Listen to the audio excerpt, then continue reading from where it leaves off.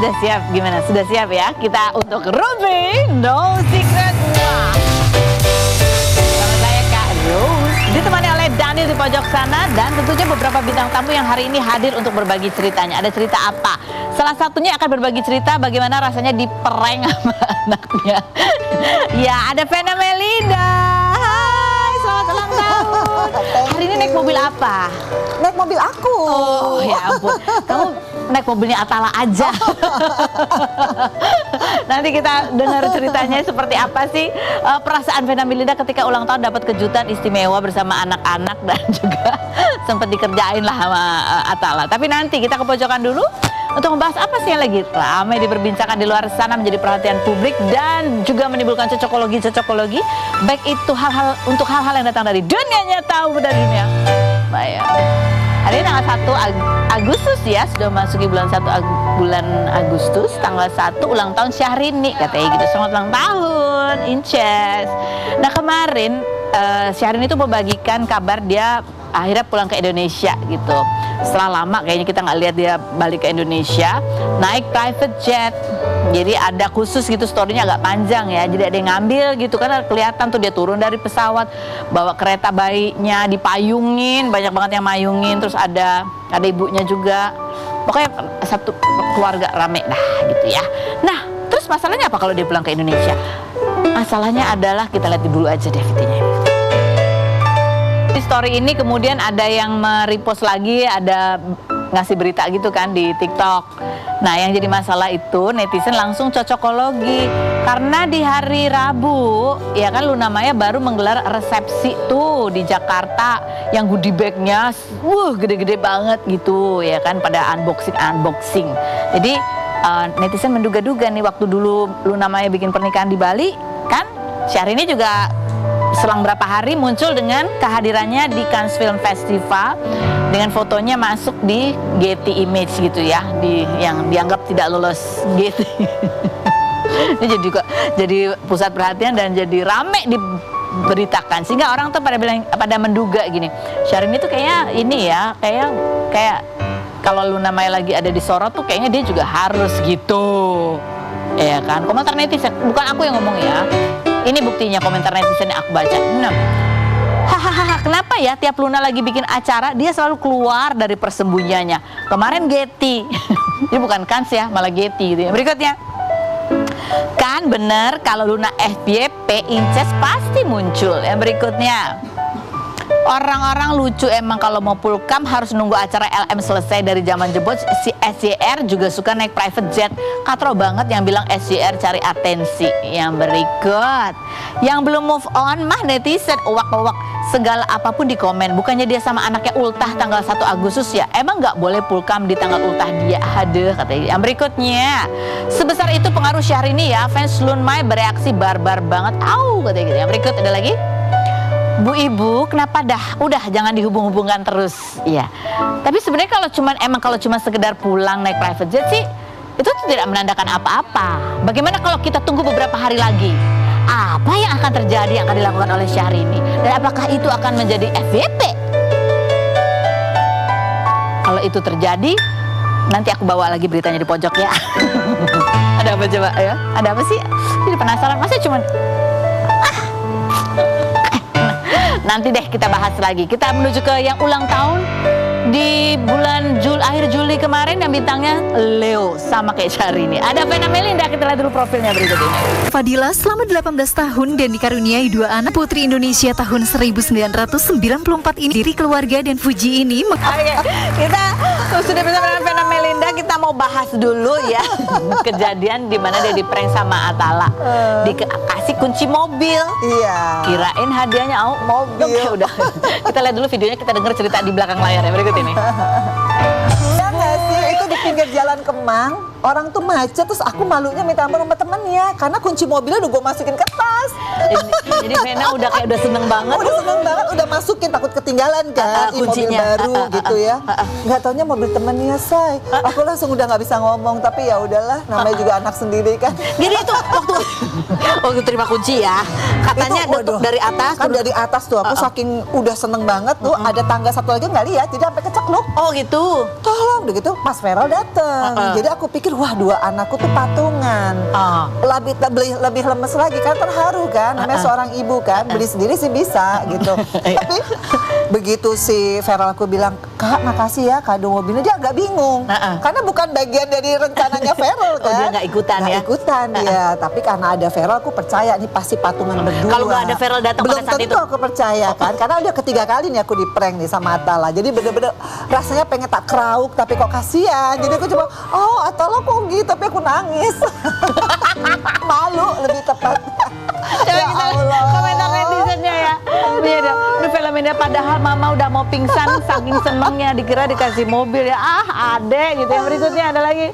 Kok kayaknya kurang pantas ya bikin ortu happy terus dijatuhin. Better dibalik kali sepatu dulu baru kasih mobil. Iya. Sepatu dulu baru kasih mobil kayak kurang ya, kurang gong. Aduh, bener-bener. Tapi emang idenya epic. Epic ya. Epic. Sumpah aku belum pernah ngeliat dimanapun ya orang punya ide kayak gitu. Oke. Nggak, pada saat kau baca suratnya tuh udah haru-haru kan. Terus di bawahnya ada tulisannya, ini kadonya bukan. Kan aku kan nggak pakai kacamata, jadi aku tuh nggak tahu simulasi tuh nggak kelihatan. Apa ini Atala bacaannya? Tapi orang-orang udah pada ketawa semua. Wah, aku di prank langsung aku bilang, Atala kok gitu. Tapi aku udah lemes banget, Feni. Sumpah malu sih. Maksudnya ngapain sih gitu loh kan? Udah banyak yang Udah liput banyak lagi. yang, maksudnya untung nggak ada media, nggak Ya, ada. tapi kan Keluargaku udah happy, tanteku, ada kakek neneknya Fania si Atala, tapi yang marah Fania. Oh, Kakak, kalau dilihat tuh Fania marah banget, karena dia merasa di prank. dia juga ikutan di prank. Dan aku udah ngomong gini, Fania kita punya mobil lagi. Ya, mudah-mudahan ini bagian dari prank. Nanti mobil benerannya Amin. mungkin besok datang ya. Amin. Ada lagi komentar netizen, kita baca komentarnya. Bunyinya, awal nonton terharu, ikut sedih. Akhirnya masuk lagi air mata. Jadi ketawa, nggak jadi terharu. Yang berikutnya, Mbak Fenan dari Fitrop ya. Emang anak kedua tingkahnya magic katanya gitu. Berkah bahagia selalu, mama cantik. Nah ini yang aku tanya ya, kan tadi udah kali ketiga nih di prank sama Atala. Dari kecil emang begitu? Kayaknya nggak brilian begini deh. Dia kan orangnya introvert. Terus kemudian tuh selalu meniru apa yang Vera lakukan. Itu Atala, copycat. Jadi aku nggak nyangka dia punya gaya komedi tersendiri dengan mukanya yang lempeng. Tapi omongannya tuh selalu lucu. Barusan aku makan siang tuh ketawa mulu. Hiburan banget ya. Hiburan banget. Aku bilang tadi sama Aurel. Aurel nanti kalau nikah satu rumah ya sama tante. Karena aku butuh hiburan ya. Sebelahan lagi, minimal sebelahan lah ya. Dia mau alhamdulillah, mudah-mudahan kalau jodoh. Amin. Oke. Terus ya tadi juga lihat tuh waktu Vena lagi ngerti apa tulisannya tuh si Atala nengok ke belakang. Dia udah ngikik-ngikik. Jadi dia emang udah bener-bener sana. Jadi lebih jalan siapa tuh, Atala sama Feral? Sama sih, cuma kalau Vera kan dewan sekarang. Dia udah nggak ya. bisa yang aneh-aneh lah. Oke. Jadi fullnya sekarang dilimpahkan jalannya ke Atala. Itu ide semua tempat tuh dia, IO tuh dia semua. Oh iya? Karena Mas Vera langsung tugas kan. Dia cuma 1 jam doang ke tempat ya aku. ampun. Jadi tuh semua Atala. Sampai tadi dia cerita dia kehilangan kontrak sinetron sama si siapa Aurel. Gara-gara tanggal 29 itu yang harusnya dia syuting, dia bela-belain untuk acara aku. Aku juga baru tahu tadi. Maka aku bilang, oh so sweet, makasih Yana, kehilangan dia, series. Berarti Demi hadiahnya mama. lebih dari harga mobil. Amin, Karena amin. betul-betul hari spesial untuk mamanya gitu ya. Nah ini juga kamu juga sempat cerita bahwa kamu tadinya mikir ada kejutan gak sih hari ini gitu. Karena buat kamu ulang tahun itu adalah saat perayaan ulang tahun itu saat yang istimewa. Kamu tunggu-tunggu karena dulu katanya hidupnya susah. Coba kita lihat yang berikut ini. Kan kamu bilang kayak kirain gak ada acara, itu emang sempet.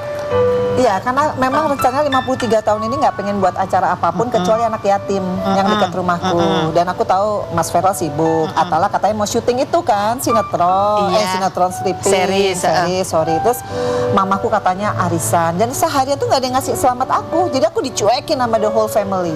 Oke, padahal biasanya pagi-pagi. Biasanya pagi-pagi rame lah. Terus akhirnya aku berpikir aku males lah buat acara di kafe atau apa. Udah nggak taunya ya itu asistenku bilang Atala buat acara di salah satu di Kemang. Oh, seneng bilang Senang. Wah, ini berarti anakku perhatian. Emang aku ngetes. Yang satu sibuk kan, yang satu sibuk juga.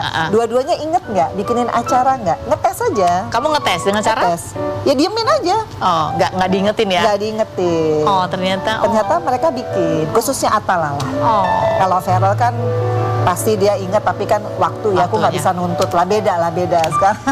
Jadi itu mungkin yang lebih bikin terharunya ya. Iya, ya pokoknya di usia 53 tuh hanya pengen lebih banyak waktu berdoa aja ketimbang seneng-seneng. Karena kan kita sebagai ibu kalau kita perbuatannya baik, insya Allah Allah kasih rezeki sampai anak cucu kan. Amin, amin. Masya Itu Allah. aja sih. Terus kamu juga cerita waktu kecil ya maksudnya hidupnya prihatin. Ya. Emang nggak pernah ada kado atau apa pesta-pesta Kan gitu nggak ada? mamaku usia 17 tahun punya aku, papaku 20 tahun. Jadi hidup tuh bener-bener yang ekonomi pas-pasan karena papa belum kerja. Jadi aku kecil itu ngikut mama kerja di salon. Boro-boro ulang tahun, makan ayam aja seminggu sekali. Jadi aku tuh dari kecil hanya pengen makan enak, pengennya jadi pramugari supaya keluar negeri. Tapi kan Allah baik. Aku dikasih banyak banget profesi dan karir yang lebih daripada impian aku. Ya karena memang aku nurut banget sih sama mama. Makanya aku selalu pengen mama tuh idolaku ya. Nah mudah-mudahan aku bisa jadi idola anak-anak Feral, Atala, Fania. Makanya makin tua ini makin pengen banyak refleksi diri aja. Kekurangannya di mana, diperbaiki supaya anak-anak tuh legasinya, oh ibu saya tuh orangnya begini gitu. Amin. Gitu aja sih. Amin. Nah ini juga kemarin kalau kita lihat momennya ya, sampai ada artikelnya, momen Vena Melinda merayakan ulang tahun bersama calon-calon menantu. Aduh. Ya. Ada Aurel dan juga ada Fuji gitu kan. Emang iya nih calon-calon menantu? Ya pokoknya yang baik-baik diamini. Karena aku juga nggak tahu loh kalau Uti datang. Jadi pas Mas Feral datang, ada satu lagi yang mau datang. Siapa? Uti. Wah, alhamdulillah. Terus Uti datang. Aku dikasih itu kacamata. Oh, itu yang dipakai. Iya, pas banget. Aku lagi suka kacamata yang gede banget itu kan, yang nutupin semua. Karena aku kan sering ke Bali. Ya biar nggak kena ini Biar ya. nggak kena. Flek-flek hitam. Alhamdulillah. Jadi ya meskipun nggak lama, kita nyanyi-nyanyi kan ada karaoke-nya juga. Ya seneng lah. Senang, Masya Allah. Nah ini kan anak-anak udah makin dewasa nih ya Bu ya. Udah kelihatan tuh kan ini sama ini. Nah ini. Tuh ibu-ibu tuh suka ada deg-degan gitu. Kapan gitu nggak sih? Enggak lah. Karena aku yakin kalau kayak Mas Feral kan dia memang harus fokus sama DPR ya. Kemudian Atala dia juga masih fokus sama karir. Nah Aurel atau siapapun lah ya nanti yang menjadi jodohnya Feral gitu atau Atala. Pokoknya yang penting seiman. Jadi teman ibadah, istiqomah di jalan Allah. Itu yang buat seorang ibu tuh tenang. Oke. Sama nanti istrinya Atala kalau bisa tinggalnya deketan. Ibu butuh hiburan. Kalau Feral kan dari awal orangnya aku butuh privacy. Nah, jadi ya udah mendingan Atala aja kali ya. Oke. Nah ini tadi sejalan dengan apa yang dikatakan Vena. Katanya ini ada artikel betah menjomblo. Vena Melinda pilih dekatkan pada Tuhan. Mungkin sudah beda apa ya prioritas dibandingin. Mungkin sebelumnya pernah tuh fokusnya kayak penasaran ada lagi nggak?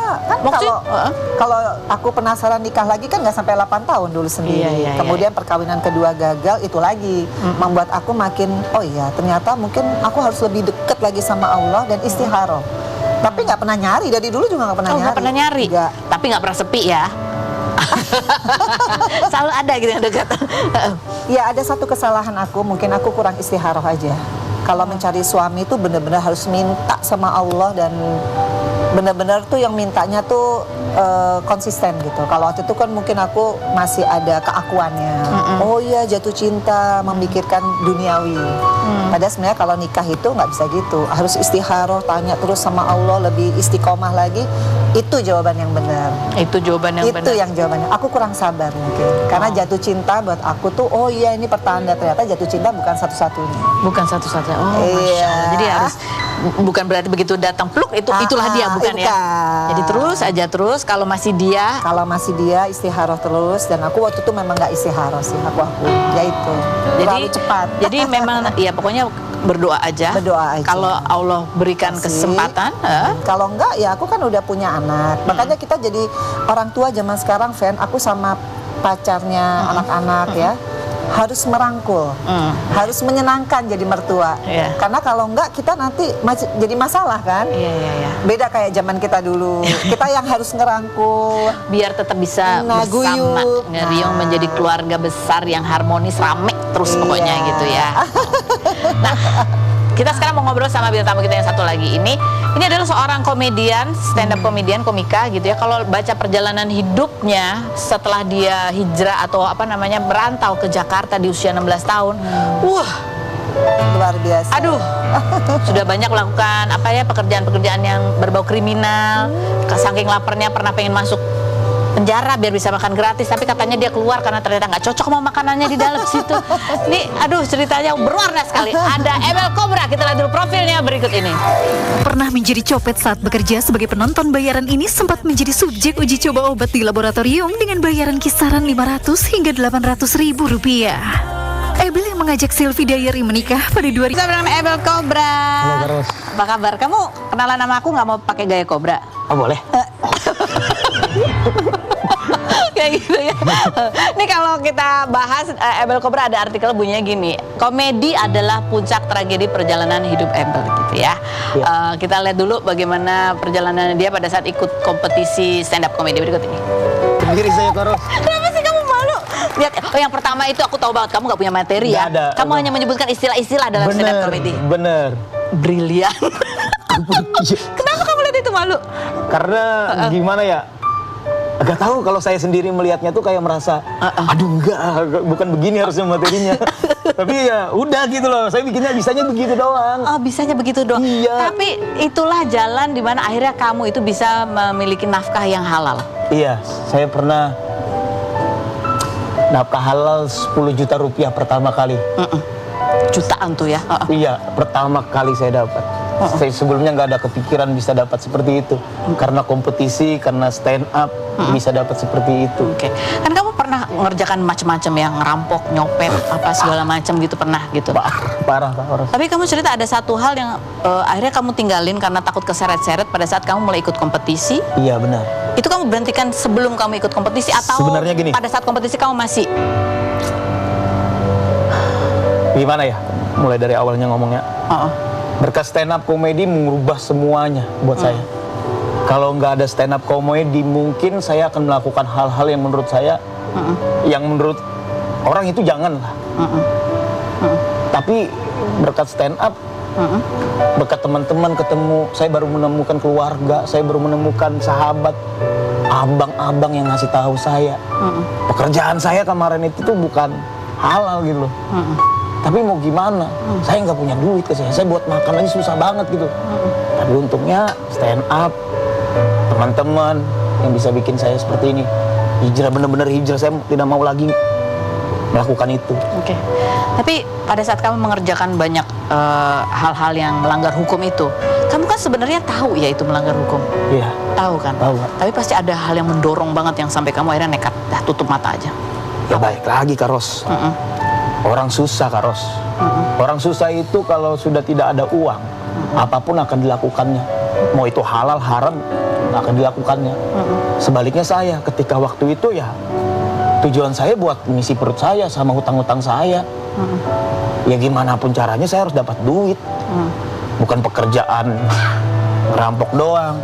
Bahkan saya merelakan diri saya untuk Iya, melakukan pekerjaan yang menurut orang itu jangan gitu loh. Efeknya sampai sekarang, Kak. Jadi kalau misalkan Karos sekarang, maaf nih Kak Ros ya. Saya pernah di titik di mana orang lain itu jangan mengikutin saya, kata saya. Saya pernah ikut uji coba yang menurut saya ini kacau, saya. Efeknya sampai sekarang saya pelupa segala macam. uji coba obat itu. Iya, Kak. Bikin kamu pelupa. Parah, Kak Yos. Bahkan gini, Kak Ros. Saya pernah nikah nih. Paginya saya bilang, kamu itu siapa sama istri saya? Serius? Sampai segitunya. Akhirnya istri itu, harus ke dokter sayang, kita cek dulu. Dokter pun ngasih tahu, oh ini gara-gara ini ya obat, ya apa segala macam. Iya. Bahkan sampai di situnya gitu loh, uji coba obat begitu. Kalau harus minum obat apapun yang dijual di pasaran maupun yang di kedokteran, itu sebelumnya tuh ujinya tuh saya gitu. Berapa tahun kamu melakukan pekerjaan itu? 2011 sampai 2018 ketika terakhir kompetisi saya berhenti. 7 tahun kamu jadi alat uji coba Iya. obat. Hampir 7 tahun. Obat apa aja itu yang kamu cobain? Tahu nggak? Kamu tanya nggak itu obat untuk apa? Di kontrak itu ada tulisannya, ada obat generik sama obat paten. Oke. Saya kalau nggak bisa nyebutkan nama mereknya, tapi bisa. banyak gitu loh di pasaran pasti ada gitu loh. Di kedokteran itu ada. Jadi kamu nyoba patennya kayak gimana? Iya, saya dicoba karena kadar obat itu kan bereaksinya 24 jam. Jadi diambil darah kita, disuntik, diambil darah kita untuk melihat obat itu sama orang normal itu gimana. Yang nggak normal-normal juga sih kayak gitu. Akhirnya efeknya sekarang nih, pelupa. Iya, alhamdulillah ketika diobatin sama istri sudah lumayan bisa gitu loh. Bener-bener lupa dulu. Lupa. Apalagi dari hasil pemeriksaan apa yang terjadi dengan tubuh kamu? Ya, metabolisme tubuh saya ini kalau minum obat 1 nggak mempan, harus 2 sama 3. Makanya bini saya sampai takut begitu. Karena jadi kebal ya? Kebas jadinya. Oke. Saya mengharapkan sih jangan sama teman-teman yang masih di jalanan segala macam, udahlah jauhin begitulah. Tapi gimana ya, saya nggak tega gitu loh melihat mereka, pasti ya butuh namanya duit. Kalau lihat foto-foto kamu sekarang nih ya, kamu sudah dikenal, ada banyak rezeki gitu yang terbuka, sudah berkeluarga gitu ya. Kalau kira-kira kamu melihat ini, kamu bisa nggak kamu mengatakan bahwa orang tuh hidupnya bisa berubah menjadi lebih baik, asal apa?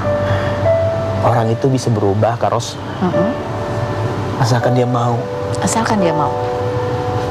Mau dalam hal menurut saya adalah cari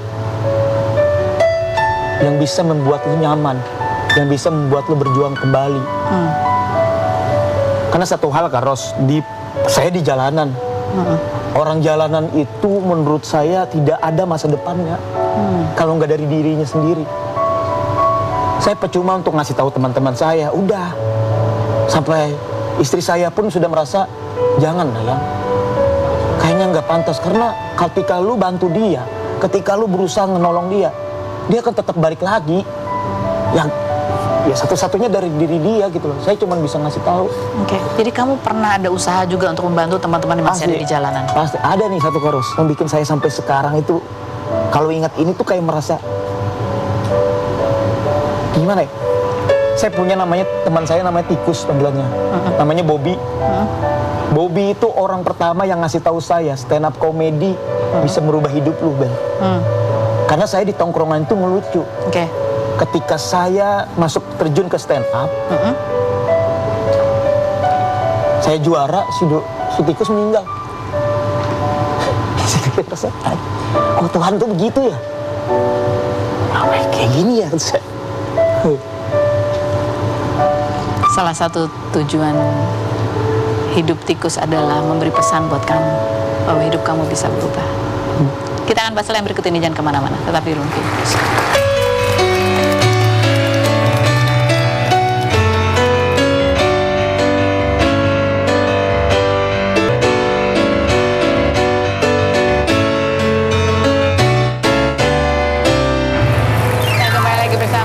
Cobra, seorang komedian dan stand up komedian yang sebelum dia dikenal itu hidup di jalanan, melakukan banyak kegiatan-kegiatan atau pekerjaan yang kriminal, melanggar hukum gitu ya. Tapi ada satu kesedihan yang kamu ceritakan tadi, bahwa satu-satunya teman kamu, salah satu teman kamu yang sama-sama di jalanan juga, yang memberitahu kamu untuk ikut ajang stand up komedian.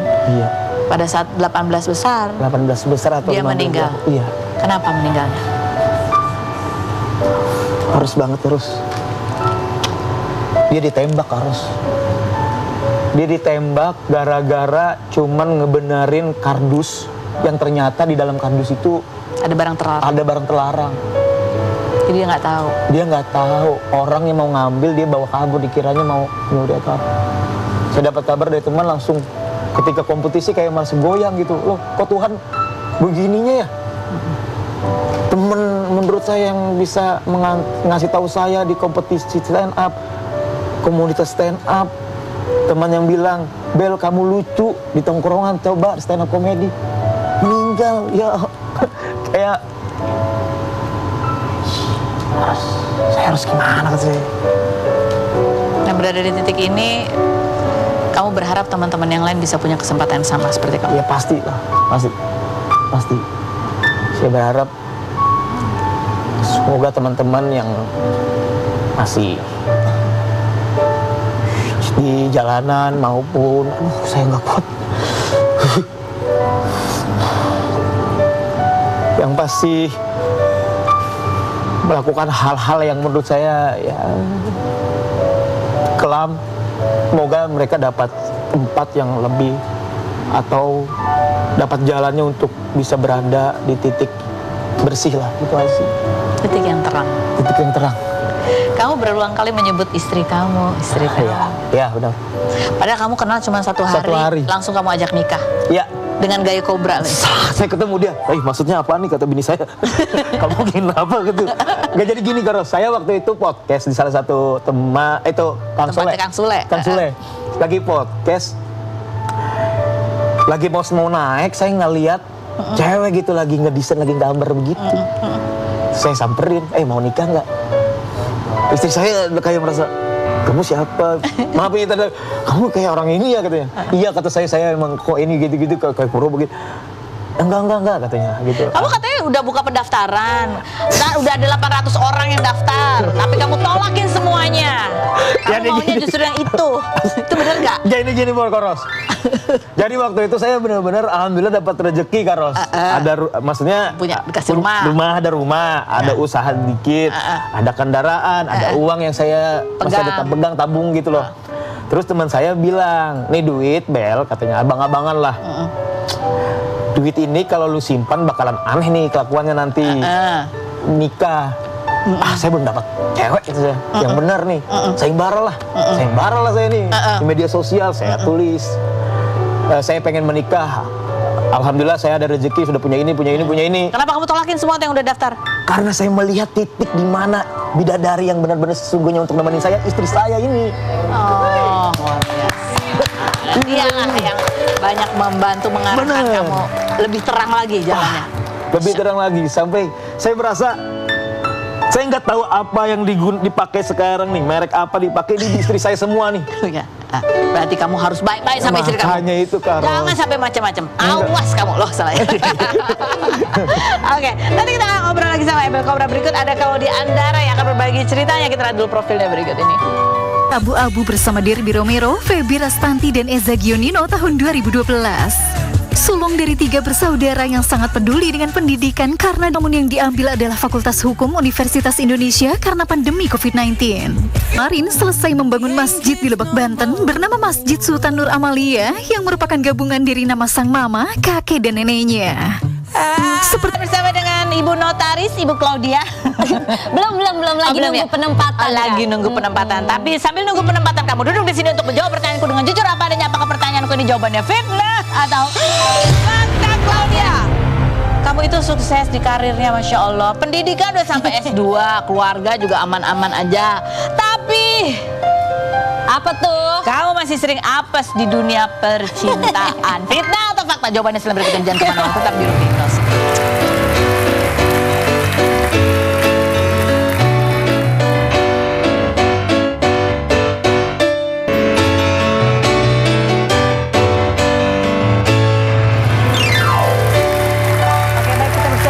Claudia, ini yang sukses karirnya, Masya Allah. Amin. Sekolah juga sampai S2.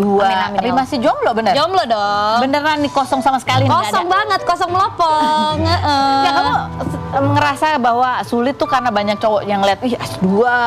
Nggak tahu ya, mungkin ya. Tapi kalau misalnya cowoknya udah minder duluan atau karena dia ngelihat aku pendidikan udah tinggi atau misalnya karena karir dan dia nggak mau deketin aku karena itu, ya udah nggak apa-apa. Aku nggak mau menurunkan standar aku. Standar kamu gitu. apa sih sebenarnya, coba? Ya standar aku pastinya seiman, mapan, pintar, pekerja keras, bertanggung jawab, family man.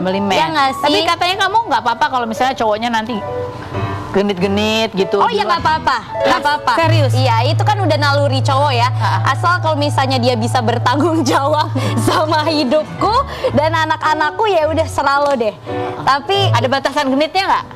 Ya ada lah pastinya Oh, ada lah. ya? Ada. Oke. Cuma maksudku ya untuk zaman sekarang kayaknya daripada kita gila sendiri, Oke. kayak cemburu membabi buta gitu, mendingan lepasin Aja. Yang penting setoran aman. Ember. Wah, ini fitnah atau fakta?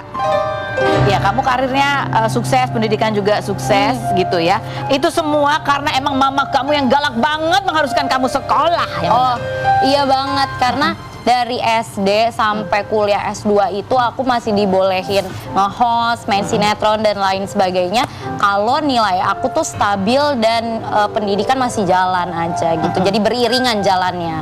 Karena mamiku super duper galak kalau buat pendidikan dan dia tuh ada minimum nilainya berapa. Terus kalau zaman dulu tuh aku harus bikin perjanjian nggak boleh main handphone, di hari sekolah nggak boleh nonton TV, sampai segitunya. sekolah nih, SMA atau udah kuliah? SD, SMP, SMA jadi masih pakai perjanjian gitu. Ada sanksinya berarti? Ada sanksinya, gitu nggak boleh. Nah, kalau misalnya aku nilainya nggak bagus, oh berarti nggak boleh hangout di weekend atau handphone nanti disita gitu. Ide bagus, nanti aku Iya buat gitu. buat anak di rumah. Jadi pakai perjanjian dan kita tanda tangan, aku, papiku, mamiku bertiga. Jadi ada barang bukti. Papimu juga ada? Iya. Papimu sih aturannya untuk papimu juga ada? Oh enggak, aturan untuk aku tapi kita tanda tangannya Saksi, bertiga oke. ya, Oh, saksi. luar biasa. Oke, Claudia, silakan bergabung bersama tamu-tamu kita yang lain di Let's tengah. go. Hai. Kita ngobrol bareng ya. Ini Mas, ada pertanyaan Q&A ya buat mereka bertiga sekarang ya. Ada pertanyaan dari netizen, kita buka. Set, buat siapa nih?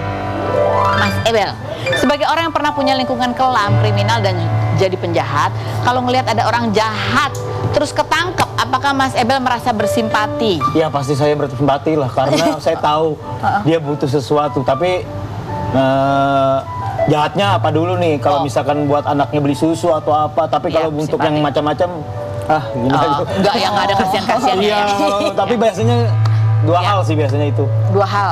Jadi untuk alasan emang kebutuhan atau emang dia emang seneng aja. Nah, itu, Kak. itu aja. Oke, yang berikutnya buat siapa? Kak Claudia, lagi rame ini tanah nganggur 2 tahun akan disita negara katanya. Kamu kan seorang notaris, kasih tips buat kita agar surat tanah aman. Oh, lebih kayak ini ya kita ya apa? Konsultasi ya? Konsultasi hukum Iya. ya. Ya pastinya kan tanah itu nggak boleh dibiarkan nganggur begitu aja. Kalaupun supaya tidak terlihat tanah itu nganggur ya buat pagar atau kayak buat papan bertuliskan nama kita. Kalau ini tanah ini milik siapa. Kalaupun nggak mau seperti itu, tanam tanaman atau buat kebun. Jadi tanah itu harus bermanfaat. Kalau nggak dibangun suatu bangunan, diusahakan, dimanfaatkan. Jadi nggak boleh ditelantarkan begitu aja. Dan pastinya kepemilikan kita itu yang paling penting harus terdaftar. Suratnya harus ini. Iya, benar. surat kepemilikan kita harus terdaftar di kantor pertanahan. Oke. Ibu nanti praktek di mana? belum. Bismillah. Ada buat fenomena ada nggak? Nggak ada. Udah banyak. Oh, udah. Udah semua. Baik, kalau gitu Eva, terima kasih sudah hadir berbagi ceritanya. Vena, terima kasih. Terima kasih. Terima kasih, Kak. Tapi menggarisbawahi tadi dari Ebel Kobra ya, bahwa setiap orang itu selama dia mau gitu ya. Kadang orang kan keadaannya kita nggak pernah tahu, ada di tempat gelap terang karena kebutuhan, jalan orang berbeda-beda. Tapi begitu ada sedikit kemauan gitu ya, Allah akan bukakan jalannya Pasti itu. melalui siapapun gitu ya, dengan cara apapun. Dan kalau sudah ketemu titik itu ya, kalau bisa Iya. langsung Benar. ditangkap. Dapat semua. Dapat semuanya. Amin, mudah-mudahan lancar terus semuanya. Amin, sehat. amin. Nah, terima kasih buat Anda semua. Kita ketemu lagi setiap hari di acara Rumpi Indah.